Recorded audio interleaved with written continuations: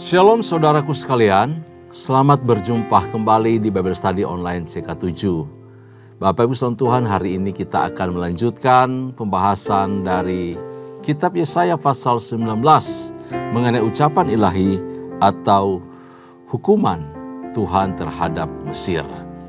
Bahwa Tuhan akan membuat Mesir sangat direndahkan dan tercelah di antara bangsa-bangsa. Dikatakan dalam ayat pertama sampai ayat yang ke-17. Nah, tetapi kemudian pengenalan dan takut akan Tuhan akan dibawa ke Mesir oleh orang-orang Yehuda yang melarikan diri ke sana. Berita ini memberi keseimbangan antara hukuman dan juga berkat atasnya. Apa yang bisa kita ambil dari pasal 17 ini adalah situasi apapun dalam kehidupan kita. Kalau kita tetap berpegang kepada kebenaran, dimanapun kita berada, kita menjadi berkat. Nah, untuk seluruh pasal 19 ini kita akan pelajari bersama-sama. Sebelumnya mari saya ajak kita semua masuk dalam hadirat Tuhan. Kita mau puji sembah Tuhan kita. Inabaya sana.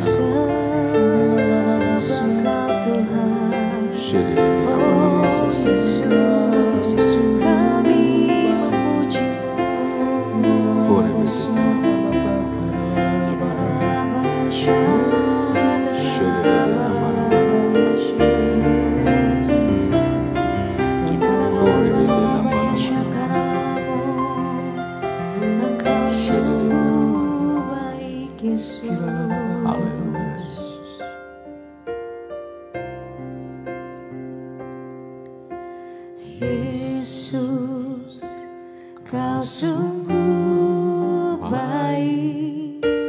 Yesus, namamu indah. Yesus, ku cinta kau selalu. Ku tinggikan, ku agungkan selamanya. Yesus, kau sungguh baik. Yesus, namamu indah. Yesus, ku cinta kau selalu. Ku tinggikan, ku agungkan selamanya. Ku mau memujimu, ku selalu pujimu. Ku mau menyembahmu, ku selalu sembahmu. Kau yang layak terima semua pujian, kemuliaan hanya bagi Tuhan.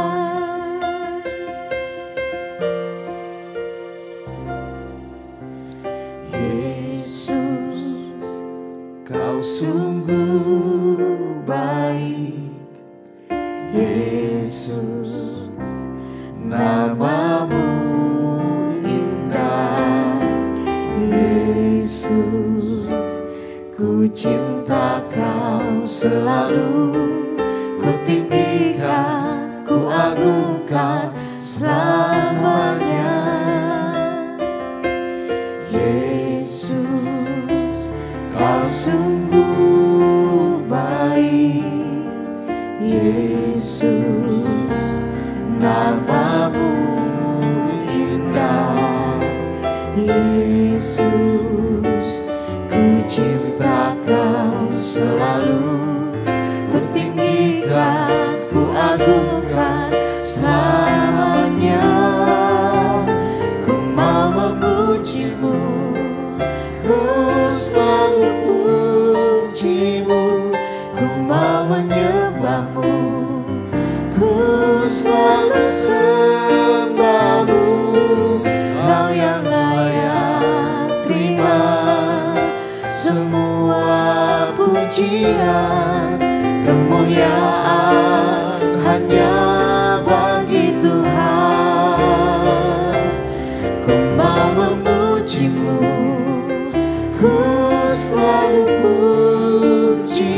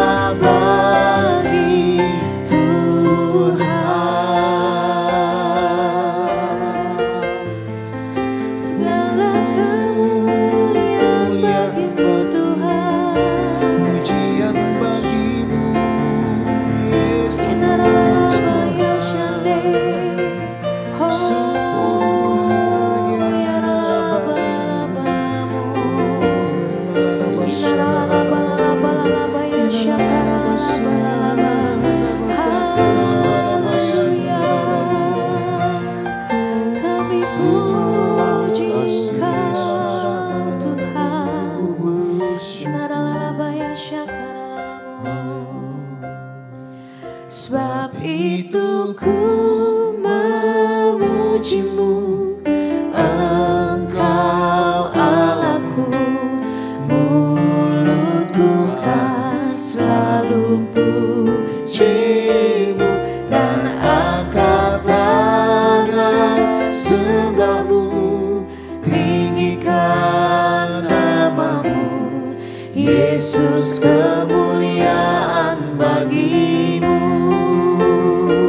Sebab itu ku memujimu, Engkau Allahku. Mulutku kan selalu pujimu, dan angkat tangan sembahmu, tinggikan namamu, Yesus, kemuliaan bagimu. Sebab itu ku memujimu, Engkau Allahku. Mulutku kan selalu pujimu, dan angkat tangan sembahmu, tinggikan namamu, Yesus, kemuliaan bagimu.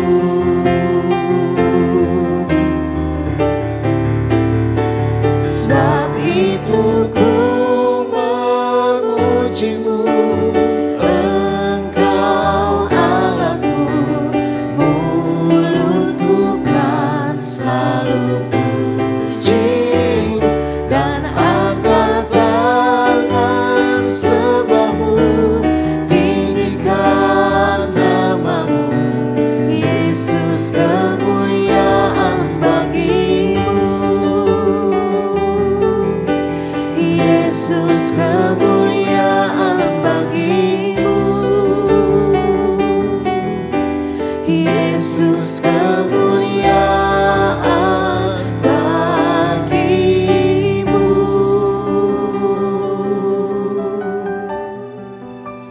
Segala kemuliaan, hormat, kejayaan, keagungan hanya bagi-Mu saja ya Tuhan.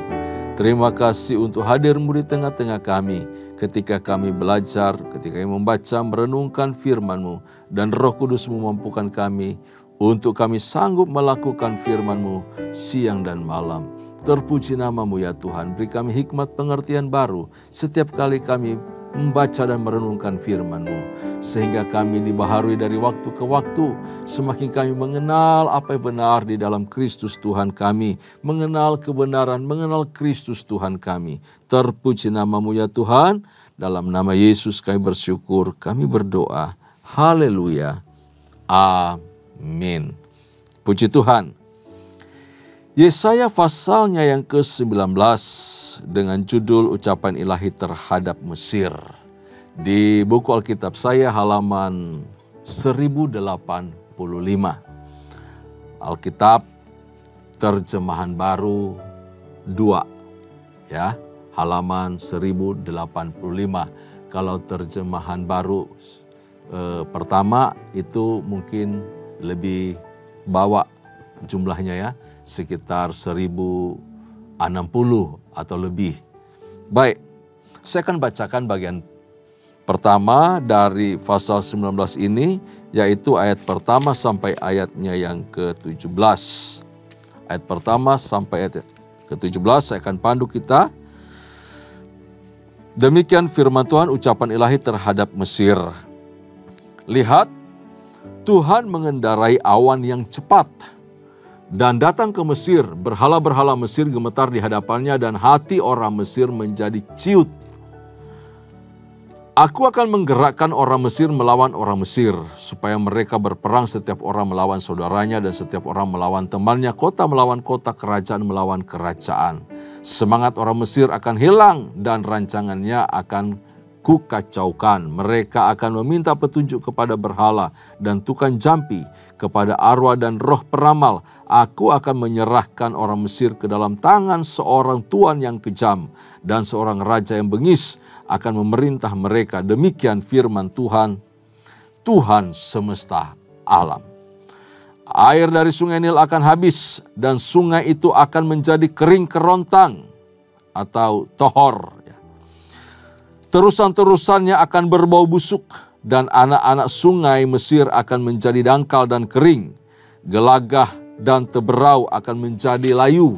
Rumput di tepi dan di muara sungai Nil dan seluruh tanah pesemaian pada sungai Nil akan menjadi kering dan lenyap ditiup angin. Para nelayan akan mengadu. Semua yang memancing di sungai Nil akan berkabung. Semua yang menjalah di sana akan merana. Orang-orang yang mengolah linen akan mendapat malu. Perempuan-perempuan perajut dan para penenun akan menjadi pucat.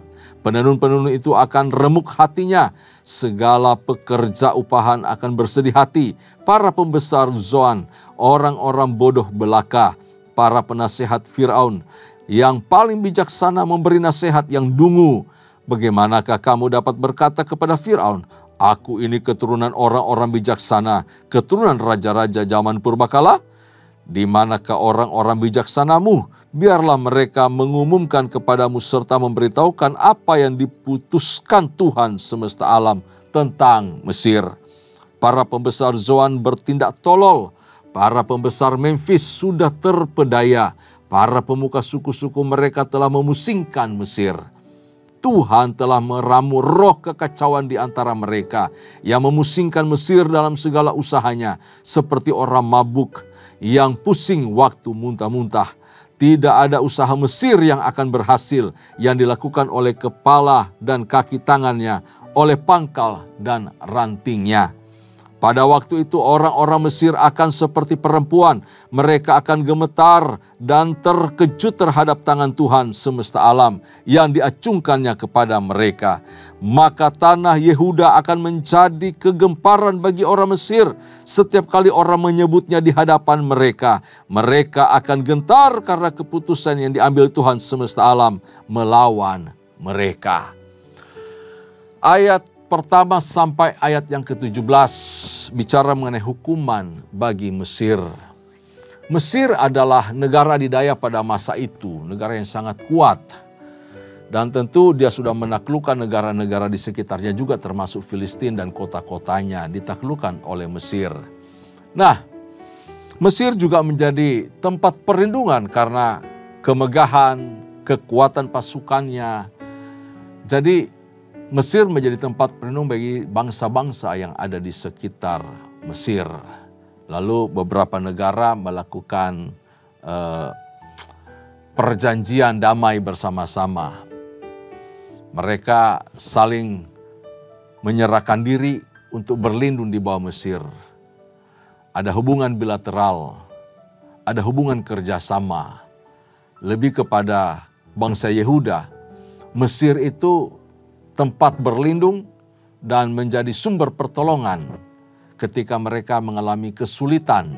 Ya, ketika keadaan Yehuda makin buruk, rajanya tidak takut Tuhan, itu Raja Ahaz, ayah dari Hizkia.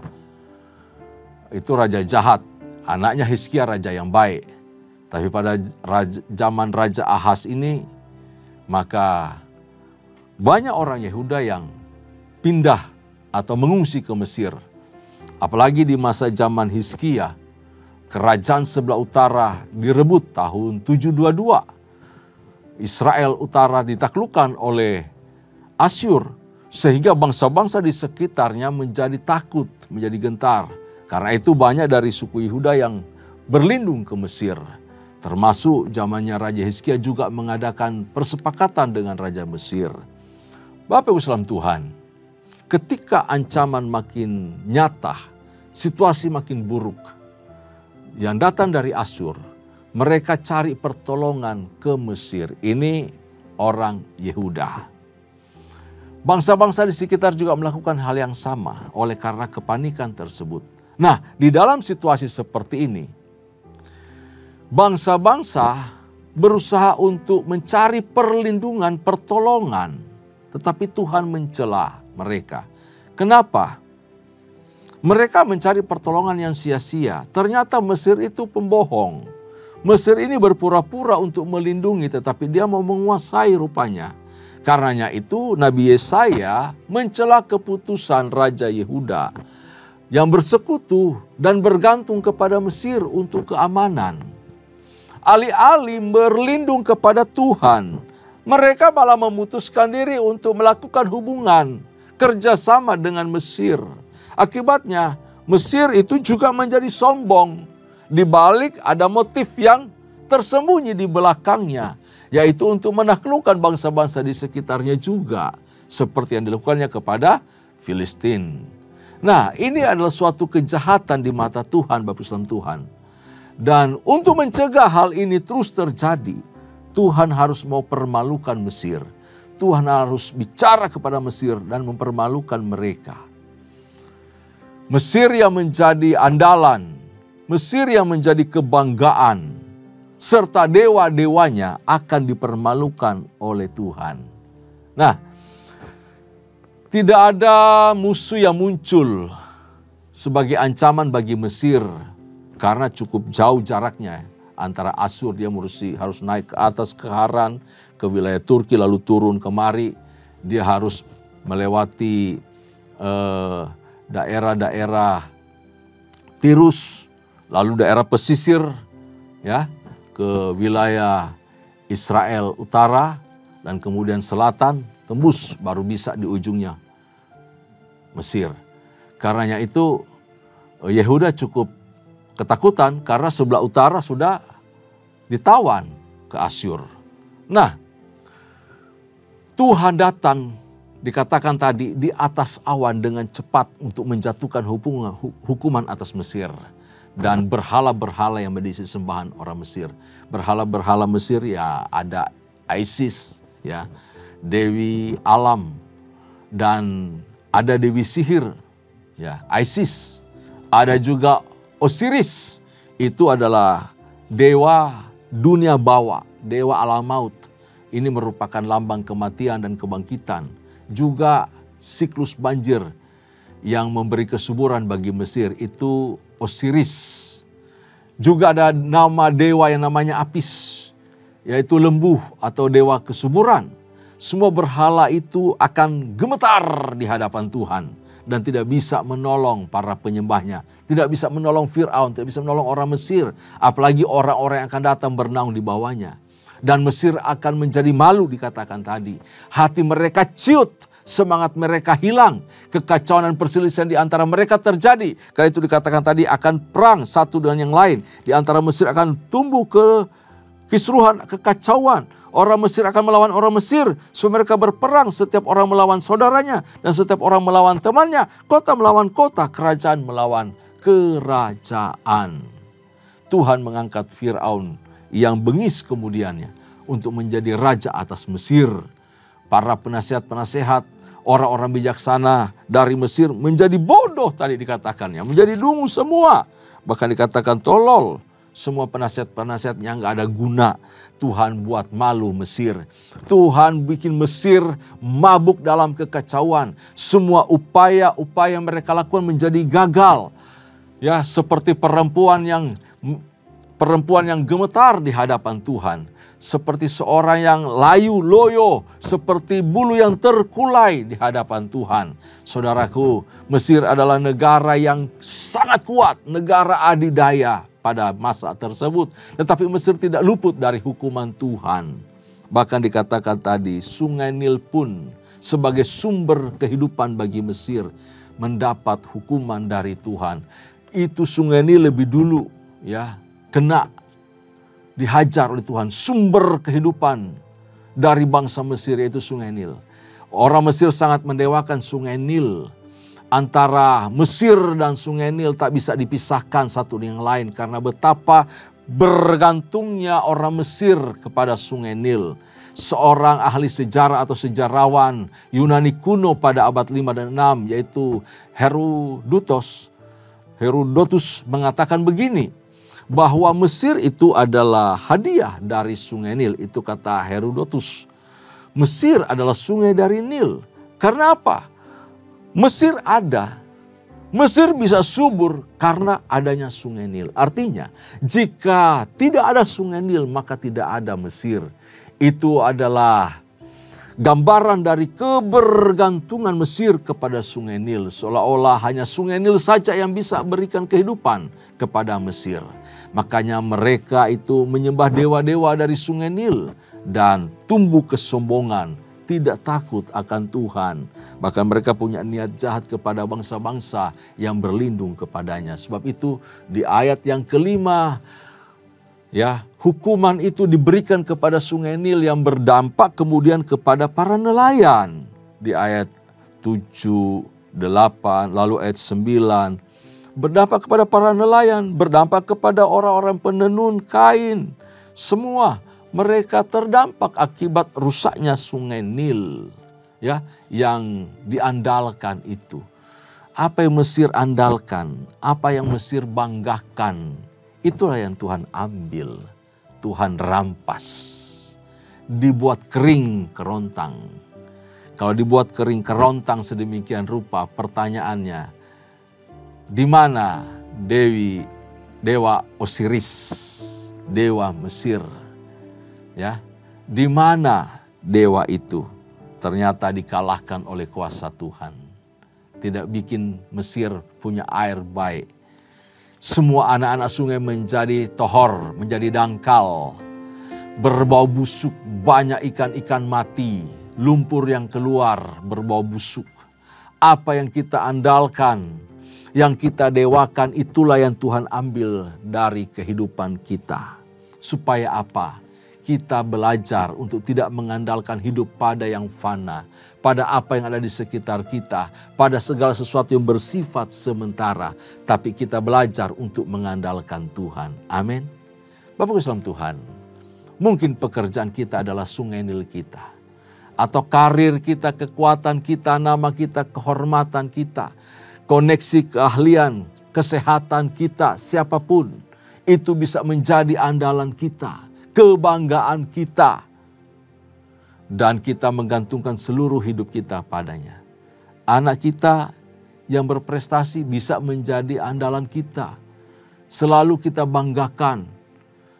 Kita lebih bangga ke anak, lebih bangga kepada suami, kepada istri. Dan kita mengandalkan mereka semua. Karir kita, kehebatan kita, kedudukan kita. Kita lupa mengandalkan Tuhan. Tuhan tidak mau diduakan, Bapak Ibu Tuhan. Tuhan tidak mau kita bergantung kepada yang rapuh, kepada bulu yang terkulai itu. Dan menjadikan itu semua sebagai ilah-ilah di dalam kehidupan kita. Makanya Tuhan seringkali menyentil kita dengan cara seperti yang dilakukannya kepada Mesir. Dibuat kering. Penghasilan kita jadikan kering. Kesehatan kita menjadi kering. Suasana keluarga kita menjadi kering. Keharmonisan menjadi kering. Hubungan anak dan dengan orang tua menjadi kering. Segala sesuatu yang kita andalkan dibikin kering. Supaya apa? Kita melepaskan itu dengan rela dan belajar bergantung kepada Tuhan saja. Bapak Ibu saudara Tuhan, Tuhan itu membuat hidup kita menjadi kering. Dia bisa membuat hidup kita menjadi hampa. Tuhan bisa membuat hidup kita menjadi berbau busuk. Tidak ada lagi kehidupan yang diberkati Tuhan. Tidak ada lagi sukacita dan tidak ada lagi kegirangan di dalamnya. Sampai akhirnya kita disadarkan untuk mengakui bahwa Tuhan sajalah sumber pertolongan kita. Bahwa Tuhan sajalah sumber pengharapan kita. Bahwa Tuhan sajalah kebanggaan dalam hidup kita. Kita bisa mengandalkan Dia dalam segala hal dan Dia patut diandalkan. Mari kita lanjutkan baca dari ayatnya yang ke-18 sampai ayat yang ke-25.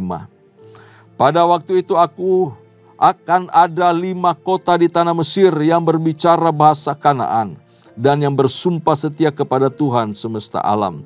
Satu di antaranya akan disebut Ir-Heres. Pada waktu itu akan ada mesbah bagi Tuhan di tengah-tengah tanah Mesir dan tugu peringatan bagi Tuhan pada perbatasannya. Itu akan menjadi tanda kesaksian bagi Tuhan semesta alam di tanah Mesir. Apabila mereka berseru kepada Tuhan oleh karena penindasan-penindas, maka Ia akan mengirim seorang juru selamat kepada mereka yang akan berjuang dan akan melepaskan mereka. Tuhan akan menyatakan diri kepada orang Mesir dan orang Mesir akan mengenal Tuhan pada waktu itu. Mereka akan beribadah dengan kurban sembelihan dan kurban sajian. Dan mereka akan bernasar kepada Tuhan serta membayar nasar itu.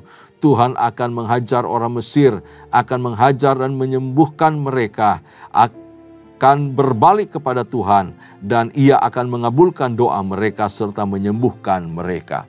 Pada waktu itu akan ada jalan raya dari Mesir ke Asyur, sehingga orang Asyur dapat masuk ke Mesir dan orang Mesir ke Asyur. Dan Mesir akan beribadah bersama Asyur. Pada waktu itu Israel sebagai yang ketiga di samping Mesir dan Asyur akan menjadi berkat di atas bumi, yang diberkati oleh Tuhan semesta alam dengan berfirman, diberkatilah Mesir umatku dan Asyur buatan tanganku serta Israel milik pusakaku. Nah, pertobatan Mesir setelah hukuman yang dilakukan Tuhan, dijatuhkan Tuhan atas Mesir ini, terjadi karena kesadaran akan dosa. Ya, mereka bertobat, mereka berbalik kepada Tuhan, mereka menyadari bahwa yang mereka lakukan itu salah. Memang kalau kita berpikir, loh yang nawarin untuk berlindung tidak, bukan kami. Mereka sendiri yang mencari perlindungan. Ya, bukan salah kami dong sebagai bangsa Mesir. Tetapi Bapak Islam Tuhan, sebenarnya yang terjadi adalah keangkuhan di balik beberapa bangsa itu yang mau bergabung dengan Mesir menjadi suatu kekuatan baru, membentuk kekuatan baru, persekutuan baru. Nah, sayangnya Mesir punya niat lain bahwa mereka akan menaklukkan, akan mengalahkan, akan menindas kembali bangsa-bangsa tersebut. Seperti mereka telah mengalahkan Filistin dan kota-kotanya. Jadi Tuhan hukum mereka. Nah, puji Tuhan, bangsa Mesir bertobat, bangsa Mesir sadar. Walaupun nanti hukuman ini akan tetap terjadi 40 tahun setelah itu. Hukuman ini, nubuat ini jatuh atas Mesir dan mereka ditaklukkan. Nah, Tuhan akan menyatakan diri kepada Mesir. Dan Mesir akan mengenal Tuhan oleh karena kesaksian dari umat Yehuda. Memang di tengah kesalahan, kejahatan atau dosa yang diperbuat, ada pelajaran yang menarik. Bahwa Tuhan izinkan kondisi umat Allah yang terjepit, yang panik itu, yang lari ke Mesir, berlindung ke Mesir. Dan di sana puji Tuhan mereka tetap menyembah Tuhan. Mereka mendirikan mezbah penyembahan di sana. Sehingga ditemukan bahwa orang Mesir itu bisa berbahasa orang Yehuda. Nama Tuhan dipanggil di Mesir. Gitu. Ya. Ini ada satu kota yang namanya Ir-Heres. Itu kota On namanya. Ir-Heres itu On. Kalau On itu adalah pusat dari penyembahan dewa matahari. Yang disebut juga Heliopolis. Di sana mertua dari Yusuf itu sebagai imam pada zaman dulunya. Imam kepada dewa matahari. Nah, di kota itu nama Tuhan diserukan, dipanggil di 5 kota Mesir. Itu luar biasa. Kalau sampai kesaksian pengenalan akan Allah masuk ke Mesir. Lalu bukan saja Mesir yang mengenal Tuhan, tetapi juga nanti Asyur yang akan menyerang Mesir juga bisa mengenal Allah, dikatakan situ. Sehingga hubungan damai akan tercipta antara Asyur, Mesir dan juga Israel. Melalui berita Injil Bapak Islam Tuhan, Allah memperdamaikan bangsa-bangsa di dunia. Hebat Tuhan kita. Melalui berita Injil, dunia didamaikan, dipersatukan. Ketika semua berkata, aku anak Tuhan, Yesus yang aku sembah, dunia bersatu. Dunia dipersatukan oleh karena kasih Kristus. Berita baik, Injil, di mana-mana kalau disiarkan, disampaikan, akan mempersatukan setiap ras, setiap warna kulit, setiap golongan dari manapun asalnya. Sama-sama menyembah Tuhan. Ya, hebat, luar biasa. Tuhan itu luar biasa, rancangannya indah. Sehingga antara Asyur, Mesir, dan Israel terjadi persekutuan menjadi umat yang baru. umat yang baru. Dan kita juga semua bangsa di dunia yang datang menyembah Tuhan atas nama Yesus Kristus Tuhan. Satu nama yang ajaib, satu nama yang luar biasa, kita disebut gereja. Kita disebut umat Allah, umat kesayangan Tuhan. Nah, pesan Tuhan dari pasal 19 ini adalah yang pertama, bahwa Allah kita, Allah yang luar biasa itu, memperkenalkan dirinya sebagai Allah yang berdaulat atas semua bangsa. Dia tidak hanya berfirman kepada Mesir, dia tidak hanya berurusan dengan Asyur, dia tidak hanya berurusan dengan bangsa sebagai umat kepunyaannya atau Israel, tetapi dia juga berurusan dengan semua bangsa di sekitarnya, bahkan seisi dunia adalah ciptaannya. Karena itu dia punya hak prerogatif. Dia punya hak untuk ikut campur di dalamnya dan menyampaikan pesannya. Nabinya hanya menjadi alat untuk menyampaikan pesan. Supaya apa? Kasihnya, cintanya, tegurannya, nasihatnya, didikannya, hukumannya juga sampai ke semua bangsa tersebut. Ia adalah Allah Israel. Ia adalah Allah penguasa semesta. Dan tidak ada Allah lain yang setara dengan Dia. Semua berhala dikacaukan, dikalahkan oleh nama Yahweh, nama Allah kita, Yesus Kristus Tuhan. Haleluya. Yang kedua, pesan firman Tuhan di pasal 19 ini adalah disiplin dan penghukuman Allah bagi orang percaya berakibat pada kebaikan. Tidak ada disiplin atau hukuman dari Tuhan untuk menghancurkan orang percaya. Semua bentuk disiplin ataupun teguran hukuman yang diberikan Allah kepada umat yang mengasihi Dia atau umat yang dikasihinya selalu tujuannya untuk kebaikan. Tetapi bagi orang yang tidak percaya, hukuman yang datang daripada Tuhan itu bisa mendatangkan kehancuran. Kita mempunyai kesempatan untuk tidak mengalami hukuman Allah jika kita mau menghormati Dia. Kita mau berlaku setia kepada Tuhan. Dan kita mau melakukan firman-Nya siang dan malam. Dimanapun kita berada, mari jadi berkat. Apapun situasi hidup kita saat ini, mari tetap kabarkan kabar baik. Kabar mempermuliakan Tuhan. Kabar sukacita. Kabar yang menyatakan bahwa Yesus sudah bangkit. Yesus sudah menebus dosaku. Yesus sudah memberi keselamatan bagiku. Hidup yang kekal. Tuhan Yesus memberkati kita semua. Tundukkan kepala, kita berdoa. Kami mengucap syukur ya Tuhan. Untuk kami gereja-Mu umat yang Kau kasihi. Dalam seluruh perjalanan hidup kami, karya tangan-Mu tetap nyata dalam kehidupan kami. Dan dimanapun kami berada, mampukan kami untuk menjadi berkat, menyampaikan kabar baik, menyampaikan kabar sukacita. Terima kasih ya Tuhan, supaya orang-orang di sekitar kami, bangsa-bangsa di sekitar kami, bertobat, percaya Yesus Tuhan dan Juru Selamat. Mereka berseru, mereka memanggil nama-Mu, nama-Mu diperdengarkan, nama-Mu dikenal di semua tempat di mana kami tuju, melalui kehidupan kami, melalui karakter kami, melalui kesaksian hidup kami, nama Tuhan dipuji dan dipermuliakan. Terima kasih Bapa. Di dalam nama Yesus Kristus Tuhan, berkati umat-Mu, berkati kami semua. Kami bersyukur dan kami berdoa. Kekasih-kekasih Tuhan, mari arahkan hatimu di hadapan Allah. Terimalah berkat serta anugerah yang melimpah dari Allah Bapa. Kasih sayang di dalam Kristus Yesus Tuhan serta persekutuan yang manis dengan Allah Roh Kudus menyertai kita semua. Mulai hari ini sampai parusia Tuhan datang pada kali yang kedua, bahkan sampai selama-lamanya. Setiap kita yang percaya, sama-sama kita katakan, amin, amin. Shalom, Tuhan Yesus memberkati kita semua.